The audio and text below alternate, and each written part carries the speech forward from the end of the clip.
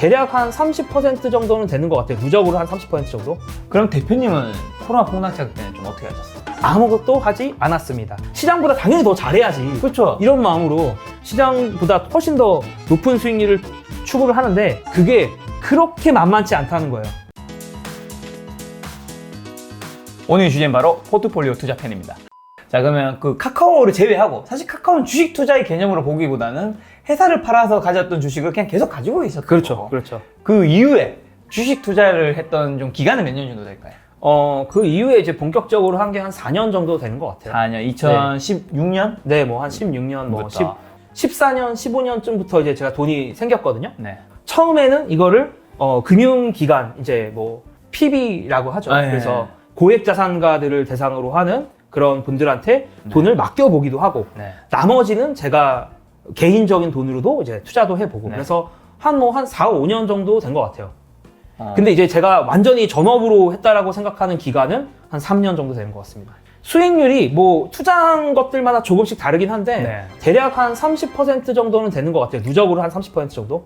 한 연 단위로 한 10% 정도씩 벌었던 것 같아요. 그럼 대표님은 코로나 폭락작 때는 좀 어떻게 하셨어요? 그 코로나 폭락 때도 유튜브를 여러 번 찍었었는데 네. 그때 했던 딱 그대로 했어요. 무슨 얘기냐면 아무것도 하지 않았습니다. 그냥 폭락하는구나 하면서 구경을 했고, 저는 사실 코로나 폭락장 때 이렇게 말씀드리면 진짜 이상할 수 있지만 별로 신경이 안 쓰였어요. 왜냐면은 제 포트폴리오 수익률이 3월 기준 마이너스 4.4% 나왔어요. 진짜 얼마 안 떨어졌네요. 네. 그래서 남들 막 20%씩 떨어지고 있는데 마이너스 4%면 괜찮은데? 막 이런 느낌인 거죠, 저는 솔직히. 그래서 물론 이제 3월 1일부터 3월 말까지를 얘기하는 거고, 물론 3월 중에는 뭐 더 떨어질 수도 있는데 제가 원래 어차피 하루하루 계좌를 잘 안 보기 때문에 3월 말 보니까 다른 데는 지금 다 불나고 있는데 저는 포트폴리오 수익률이 마이너스 4.4%인 거예요. 그럼 이거 너무 괜찮은데? 저는 사실 코로나 폭락장 때 그냥 별로 그런 부분들은 솔직히 별로 신경을 안 썼고, 그런 거는 신경 쓰였어요. 그러니까 제 자산이나 이런 거에 대한 신경은 별로 안 쓰였는데 자꾸 이제 제 유튜브 와가지고 계속 그런 시장에 대한 부정적인 생각들로 가득 찬 분들의 댓글을 보면서 뭐 손절 안 하세요. 이제 지구 이제 폭락 끝나는 거 아닌가요? 이제 대폭락 시작됐으니까 다 팔아야 되는 거 아닌가요? 이제 그런 댓글을 보는 게 좀 솔직히 더 좀 스트레스였어요. 자, 그렇게 신경 쓰이지 않을 수 있었던 이유가 대표님이 투자를 공부하게 그래서 알게 된 것까지 이제 이어지는 건데, 투자의 대가들이라고 하는 분들을 좀 연구하면서 분석을 하셨다고 제가 알고 있는데, 일단 그렇게 접근한 이유는 뭐예요? 사실 그렇게 일반 개인 투자자는 접근 잘 안 하던데. 제가 이제 공부를 시작을 하다 보니까 사실 요즘에도 보면은 유튜브 채널, 좋은 채널들 또 지난번에 김작가 TV 나오신 분들 보니까 훌륭하신 분들이 진짜 많기는 많더라고요. 근데 사실은 요즘에 보면은 노이즈도 많기는 해요. 그쵸. 그러니까 너무 많은 정보들이 많고, 저도 검색을 하다 보니까 정보가 너무 많았고, 그러면 내가 이 수많은 정보에서 어디서부터 출발을 해야 될까? 이 생각이 드는 거예요. 그렇죠. 그러면은 제가 좀 분명한 생각이 들었던 게, 투자 기록이 있는 사람들만 보자. 투자 기록이 명확하게 남아있는 사람들만을 보자라고 하면서 이제 투자자들을 찾아보기 시작했는데, 가장 생각나는 게 뭐 누구나 잘 알고 있는 워렌 버핏. 워렌 버핏도 제가 조금은 찾아봤는데, 워렌 버핏도 너무 좋아요. 뭐 워렌 버핏 관련된 책들도 조금은 봤는데, 제가 그러면서 느꼈던 건 뭐냐면은 워렌 버핏의 투자 방식을 따라할 수가 없겠는 거야. 왜? 왜냐면은 워렌 버핏은 훌륭한 경영진이 있는 회사를 되게 좋아하거든요. 네. 그런데 저 같은 공돌이들은 훌륭한 경영진이 있는 회사가 뭔지를 모르겠는 거야. 뭐 훌륭한 경영진은 뭐 나이가 뭐 40에서 60대 사이고, 저는 이제 이래야 되는데 키가 뭐 175가 되고 뭐지? 훌륭한 경영진이 누구인지 파악이 안 되는 거죠. 네, 저는 개량적으로 이거를 알아들을 수가 없는 거죠. 그래서 워렌 버핏이 했던 얘기들, 좋은 얘기들이 너무 많음에도 불구하고 어떻게 제가 따라해야 될지를 모르겠다고 생각을 했고, 그렇죠. 어떻게 보면 워렌 버핏이 말한 것들은, 지금 방금 말한 것들은 정성적인 부분들이. 네. 그래서 내가 좀 이해할 수 있는 그런 얘기를 하는 사람, 내가 알아들을 수 있는 이야기를 하는 사람에 집중해 보자라고 하면서 다양한 투자의 구루들을 좀 찾아봤는데, 그게 누군데요? 그 중에 이제 레이 달리오라는 사람에 대해서. 레이 달리오. 네, 레이 달리오라는 사람. 네. 원칙 쓴 사람 아니에요? 맞아요. 2015년쯤인가요? 그 검은색 책. 네, 검은색 원칙이라는 책을 쓴 걸로도 되게 유명하고 네. 이분이 이제 헤지펀드라는 걸 운영을 하는데 이 헤지펀드라는 게 이제 우리나라에서는 약간 생소한 개념일 수는 있을 것 같아요. 네.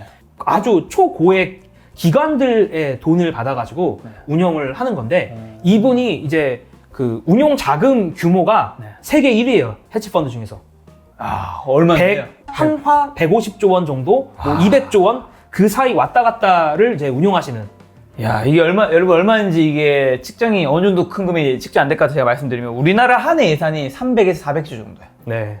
그러니까 뭐 코스피 전체 시가총액이 네. 2,000조 원 정도 되니까 이 200조라는 돈이 얼마나 어마어마하죠. 큰 돈인지 정말 어마어마하게 큰 돈이고 네. 이제 그 정도면 검증이 된 사람이다라고 하는 거는 뭐 누구도 그쵸? 뭐 이의를 달 수는 없을 것 같아요. 그래서 그 사람도 자수성가한 사람이고 1970년대 중반에 이제 자신만의 헤지 펀드를 창업을 해서 네. 그 펀드를 뭐 거의 한 50년 정도 잘 이끌어오고 계신 분이죠. 그런데 뭐 이분이 성공을 한 것도 성공을 한 건데 대부분의 성공한 투자자들이 생각보다 자신이 어떻게 투자하고 있는지를 명확하게 설명해 주지 않거든요.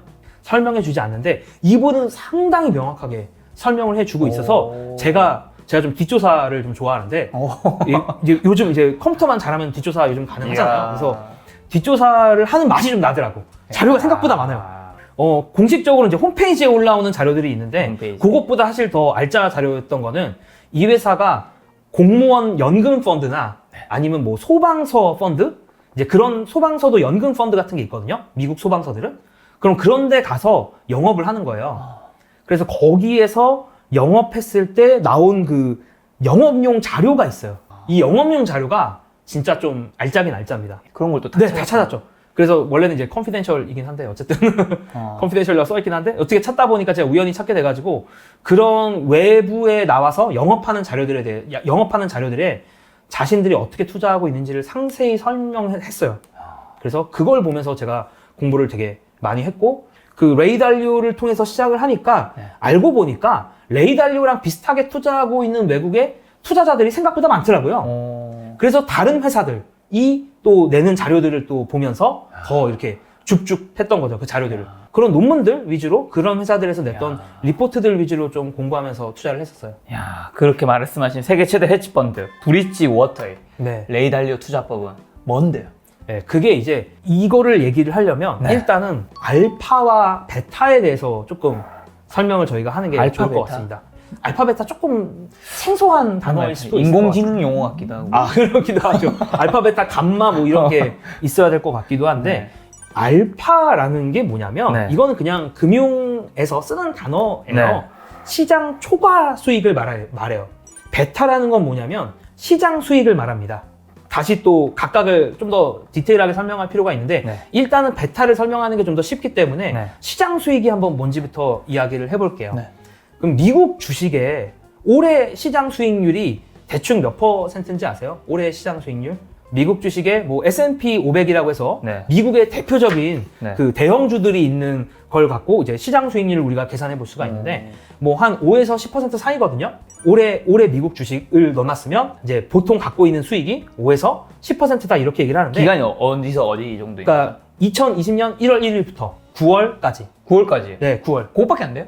그거밖에 안 됩니다. 이제 코로나 때 한번 이제 뭐 평 어. 맞았다가 이제 많이 올라왔죠. 네네. 코로나 때는 이제 고점 대비 한 30%, 20%까지 떨어졌었고 네. 그랬다가 이제 다시 올라와서 1월 기준으로는 수익률이 한 5에서 10% 사이쯤 돼요. 네네. 그러니까 물론 이제 최근에 엄청 많이 오른 것 같은데 그거는 이제 최근 3개월간 그 시장 수익률이 뭐 한 20%, 30% 나왔기 때문에 그런 거고 1월 1일부터 계산해 보면 한 5에서 10% 정도 됩니다. 그럼 이제 계속 얘기하는 이 시장 수익이라는 게 뭐냐면은 이렇게 생각을 하시면 돼요. 그러니까 미국에 회사가 엄청나게 많잖아요. 근데 미국에 있는 회사를 내가 사는데 전체 시가총액 비율만큼 사는 거야. 무슨 얘기냐면 미국 전체 시장이 100인데 애플이 이제 1위거든요. 미국에서. 미국 전체 시장에서 애플이 차지하는 게 뭐 5%다. 5%인지 아닌지 제가 정확히 찾아보진 않아서 모르는데 5%다라고 하면 100만 원이 내가 있을 때 애플을 5만 원만 사는 거야. 그렇죠. 5%만큼. 네, 5%만큼 사고 마이크로소프트가 뭐 4%야. 그럼 마이크로소프트를 4만 원만큼 사고 페이스북이 3%야. 네. 페이스북은 그럼 3만 원만큼 사고 그렇게 해서 1월 1일부터 시가총액 비율에 맞춰가지고 다 살 수가 있잖아요. 지수 수익률과 똑같이 움직이겠네요. 그게 지수죠. 네. 지수 수익률이라고 하는 네. 거고 사실은 그걸 이제 지수 수익률이라고도 얘기하고 그 지수 수익률만큼을 거두는 거를 뭐 시장 수익률이라고도 하고 네. 그 시장 수익률을 뭐 베타라고도 합니다. 아. 네. 그래서 이제 금융에서 이제 일반적으로 뭐 시장 수익률이라고 얘기하면 그냥 지수 수익률 아니면 뭐 베타 수익률 이렇게 이야기를 한다고 보시면 되고요. 베타는 이해했어요. 알파는? 자, 그럼 알파는 뭐냐? 만약에 뭐 여러분이 그 미국 주식에 투자를 했는데 네. 내가 올해 수익률이 30%를 벌었어 라고 하면 그 사람의 알파는 25%인 거예요. 올해 기준으로는. 시장 수익보다 더 번 게 알파니까. 네, 시장 수익률이 뭐 5%라고 그냥 치면 편의상 내가 올해 30% 벌었으면 30 빼기 5해서 25가 나오잖아요. 좋네. 그럼 내가 25%를 벌었고 그걸 이제 시장 초과 수익률이라고 하죠. 수많은 사람들이 사실 뭐 여기 나오셨던 모든 게스트들은 알파를 추구합니다. 그쵸. 내가 시장만큼 어떻게 시장보다 당연히 더 잘해야지. 그쵸. 이런 마음으로 시장보다 훨씬 더 높은 수익률을 추구를 하는데 이 회사가 이야기하는 거는 네. 그게 그렇게 만만치 않다는 거예요. 시장 수익률만큼 버는 게 그렇게 만만치 않다라는 거고 시장 수익률만큼 버는 게 이제 왜 만만치 않냐면은 네. 이거를 비교를 했던 자료들이 되게 많아요. 그러니까 1970년대부터 네. 2010년대까지 이 지수에 투자하는 펀드가 있어요. 이거를 네. 뭐 인덱스 펀드라고 하거든요. 네. 그 인덱스 펀드의 수익률과 1970년부터 나왔던 미국의 거의 모든 공모형 주식형 공모 펀드, 네. 뭐 미국 말로 뮤추얼 펀드라고 하는데 미국에서 나온 그런 뭐 프로들이 하는 펀드 상품들 있잖아요. 그거랑 수익률을 40년 이상을 비교해봤더니 지수를 이긴 네. 펀드의 뭐 비율이 몇 %쯤 될 것 같아요? 펀드들 중에 지수보다 잘한 펀드가 그래도 뭐 한 20%?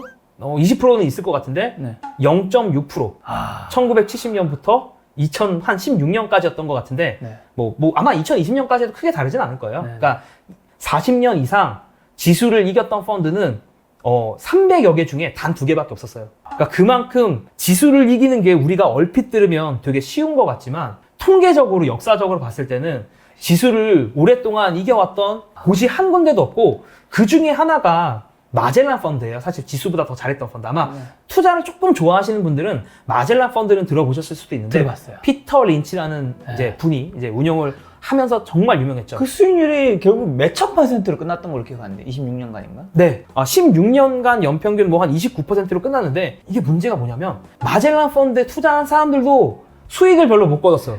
실제 수익보다 30%밖에 안 된다 들었어요. 네. 절반도 안 된다고 저도 얘기 들었는데 왜 그러냐면 사람들은 오를 때만 돈을 집어넣고 빠지면은 다 돈을 빼니까 그러니까 믿지를 못하는 거야 펀드 매니저를. 그래서 수익을 거둔 사람들이 별로 안 되거든요. 네. 그러니까 우리가 지수를 이기는 게 이렇게 쉽다라고 얘기하지만 막상 통계를 찾아보면 지수를 이기는 게 이렇게나 어렵습니다. 그리고 뭐 이게 2010년쯤에 나온 연구들 뭐 논문들 한 3개 정도를 봐도 뭐 그 논문이 뭔지까지 설명하면 너무 재미없지만 네. 어쨌든 3개 정도 논문을 봐도 프로 투자자들 미국에서 뭐 미국 대형주들을 뭐 주로 다루는 펀드 매니저들의 수익률을 비교를 해봤을 때 통계적으로 지수를 이긴다고 판단되는 사람들이 1% 내외로 나오더라고요. 그러니까 우리가 그냥 얼핏 생각했을 때는 시장 수익률보다 당연히 잘 나와야 되는 거 아니야? 시장 수익률 이기는 게 쉬운 거 아니야? 라고 했는데 막상 긴 기간을 찾아보면 없어요. 시장 수익률을 장기간 이겨온 사람들이 없다라는 없다. 게 문제고 그래서 레이 달리오가 예전에 인터뷰 나와서도 일반 투자자들은 어떻게 투자해야 되나요? 이런 질문들을 레이 달리오한테 얼마나 많이 하겠어요. 하겠죠. 그럼 레이 달리오가 절대 알파를 하지 말라고 추천을 해요. 왜냐하면 그 알파를 먹으려고 그 시장보다 남들보다 더 앞서가서 투자를 하기 위해 노력하는 사람들이 수천 명, 수만 명이 있고 사실 그 사람들 완전 고인물이거든요. 그러니까 투자의 세계에 남아있는 사람들은 사실은 마치 지금 내가 스타크래프트를 시작하는 거랑 똑같아요. 얼마나 고인물들이 많겠어 거기 접속하면. 그런 것처럼 마치 올림픽 금메달을 따는 것과 비슷한 난이도고 자신의 회사에서도 수천 명이 지금 알파 투자만을 하려고 하는데 물론 이게 단기간 수익은 언제든지 얼마든지 날 수가 있고 뭐 금융의 역사에서도 단기간으로 수익이 났던 거는 날 수 있죠. 얼마든지 날 수가 있습니다. 그런데 이게 운인지 기술인지 실력인지는 시간이 흐르면 좀 분명해져요. 그러면 10년 이상 결국은 우리가 짧은 기간을 볼 수는 없는 것 같고 사실 뭐 3개월 동안은 워렌 버핏보다 많이 번 사람들 얼마나 많겠습니까? 특히 올해 장에는 수두룩할 네. 거예요. 네, 수두룩하겠죠. 근데 이게 3개월이 아니고 6개월, 1년, 2년, 10년 이런 긴 시간을 놓고 우리가 비교를 해봐야 된다는 거고, 왜냐면 우리가 투자 3개월만 하고 끝낼 거 아니잖아요. 그러니까. 투자 우리 10년 할 거고 20년 할 거고 30년 할 건데 그 관점에서 조금 봤을 때는 네. 알파를 추구하는 게 네. 더군다나 이제 일반 투자자들은 파트타임 투자자잖아요. 보통 직장이 있으시고 내가 하는 일이 있으면서 잠깐 짬날 때마다 투자를 하는데 내가 그것만 전업으로 투자하는 네. 그런 사람들을 이길 수가 있을까? 라는 이제 의문을 우리가 던져볼 수가 있는 거죠. 그래서 두 가지 방법이 있는 것 같아요. 내가 정말 열심히 공부해서 얼마 전에 나온 뭐 배진환 님이라든가 아니면 뭐 김정환 대표님이라든가 이런 훌륭하신 분들처럼 정말 열심히 공부해서 내가 이기든가, 아니면 그들이랑 아예 안 싸우는 방법이 있는 거지. 왜냐면 시장 수익률만 추구하면 그냥 아무 고민 없이 아무 걱정 없이 그냥 놀고 먹고 아무것도 안 해도 수익이 날 수 있거든요. 그럼 시장 수익률 어떻게 추구하는데요? 시장 수익률을 어떻게 추구할 수가 있냐면